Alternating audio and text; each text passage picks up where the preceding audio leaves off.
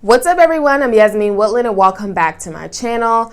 Happy Friday, everyone. I know you all have been waiting to see my recap on what exactly happened on this recent episode of Teen Mom OG. So this is the new season of Teen Mom OG and I'm gonna hop straight into it. So it started off with Amber Portwood, and as we all know, she has been going through a lot of legalities in regards to this entire Andrew Glennon situation. Now, she was just explaining how she is extremely disappointed in herself, and she wants to make a change for the better. Now, in this scene, she was talking to Gary, and Gary, he was there just to, I guess, just be a person to listen to what she had to say. And he was just like, at least you know that you can learn from this mistake. Once again, Amber. And she was just extremely upset, saying how it affects her life and how it affects everyone around her. And at the time, she just did not realize that.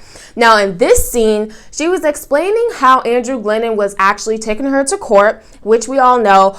But he was actually taking her to court not only over all of the charges for assault, but for monetary gain, and that he was trying to actually take her for tons of money that she felt he was not entitled to. And I was a little confused, why does he need money? Why is he taking Amber for money? I mean, if anything, he can try to get money for pain and suffering, but she was making it seem like Andrew wanted all of her income, all of her checks, and she just was not proud of that. Now, in this scene as well, it's Amber and Gary, and they were actually talking about Leah. Now, as we all know, Leah, she always takes her parents, when she goes to school, they always walk her inside of the school. And Amber was actually telling Gary, look, I don't know if I want to go inside the school. I don't know if I want to walk her inside because I'm super embarrassed. And Gary was like, yeah, it's embarrassing, but Amber, Leah needs you, So it was another scene, and they actually were heading to school with Miss Leah, and she's getting so much older. She's super mature for her age, which I realized, and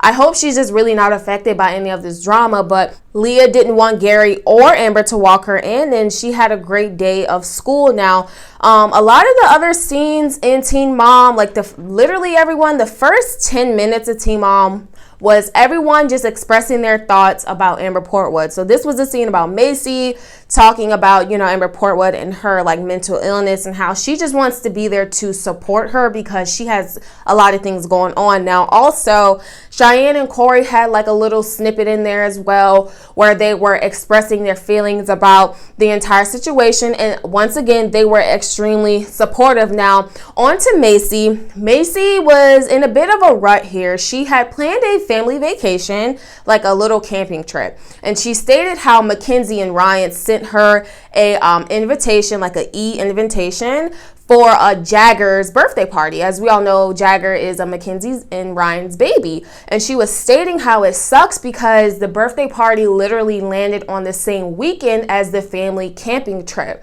So she was just saying oh my gosh, I feel like a horrible person because I'm missing out on this trip. Now, pans over to Ryan and his family.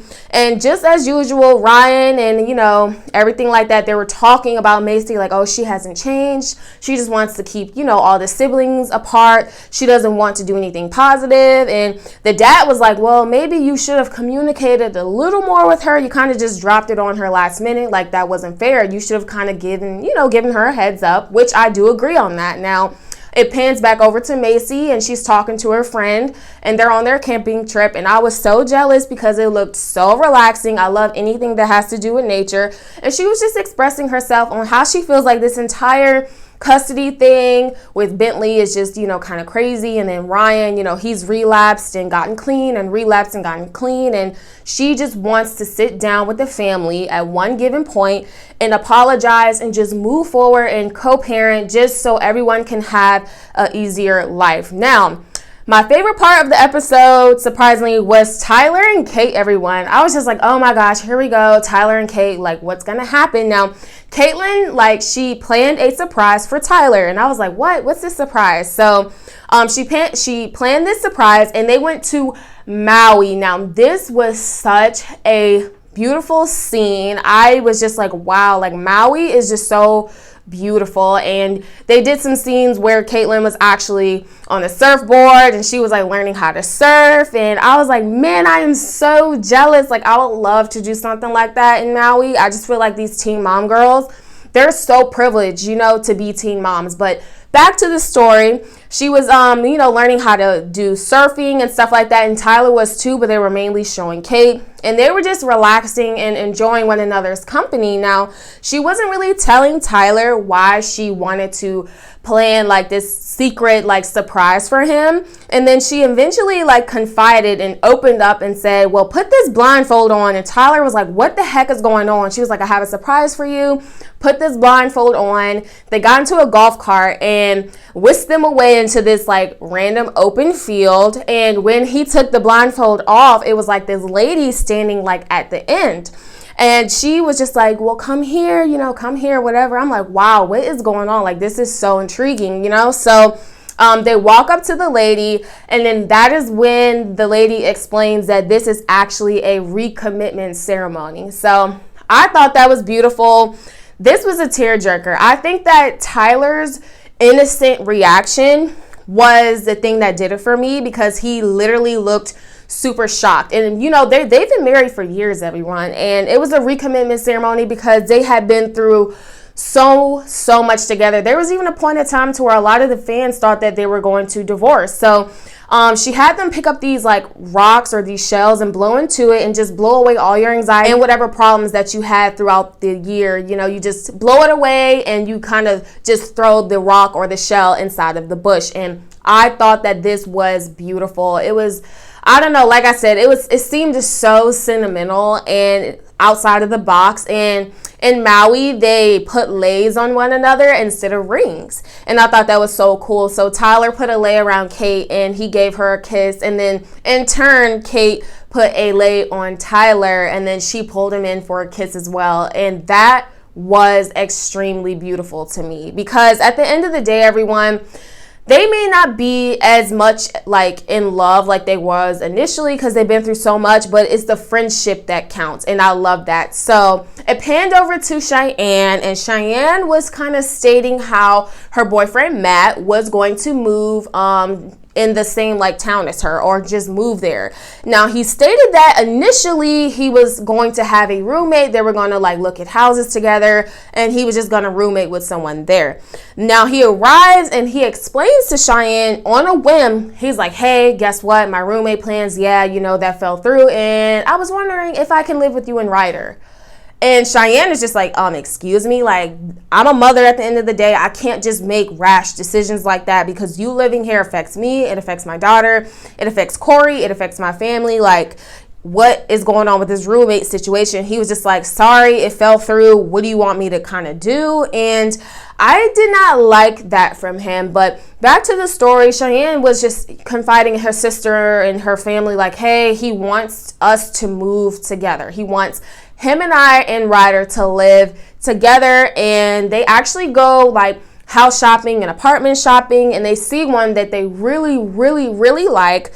But at the end of the day, Cheyenne said, listen, I am not ready for this, Matt. You just dropped this on me out of nowhere. I have a daughter to consider, and I don't want to make any more mistakes. If we live together, that's because we are married and we are one. But until then, until I have a ring on my finger, I don't feel comfortable living under the same roof as you. And his demeanor was just like way off. Like, I was not feeling Matt this entire episode. Like, I don't know, I'm getting bad vibes from this dude, because he seemed really mad.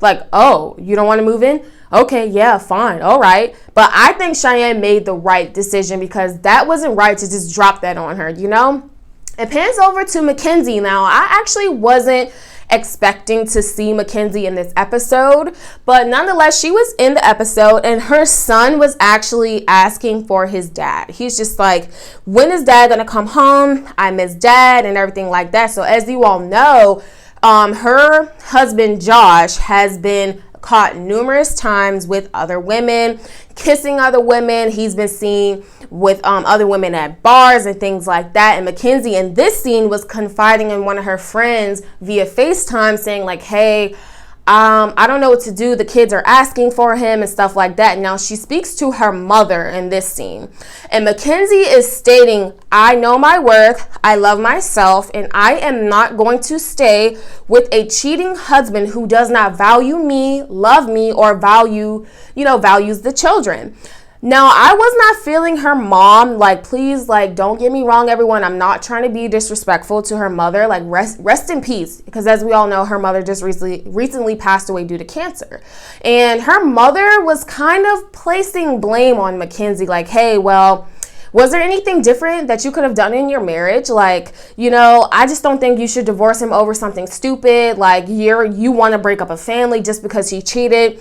I've seen, marriages get back together after the husband cheats. Like, you should just stay with him. And I don't see why you have to break up the family. Like, think about your children. Think about my grandkids. What are they going to think about it?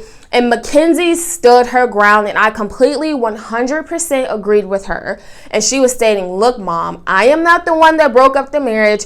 Josh did when he stepped out on the marriage and decided to have numerous public affairs. Not only did he embarrass me, but he showed me that he does not care about me nor love me because he had these affairs. And I will not stay with the man for the sake of trying to keep my family together when I am not happy and I am being treated like dirt, pretty much.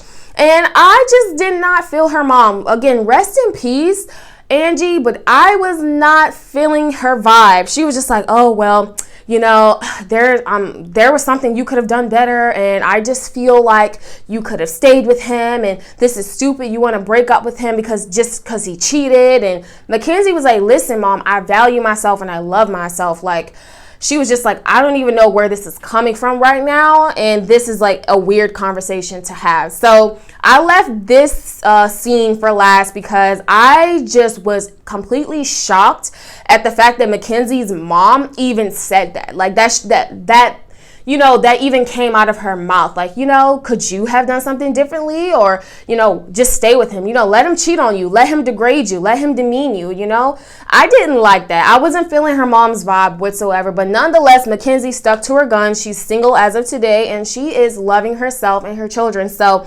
that is the recap of Teen Mom OG. If you like this video, make sure you leave a thumbs up, subscribe, and tap the bell beside it to get notifications on whenever I upload. Stay tuned for next week's recap, and also check my channel here for more tea on Teen Mom. I'm Yasmin Woodland, and until next time, see ya.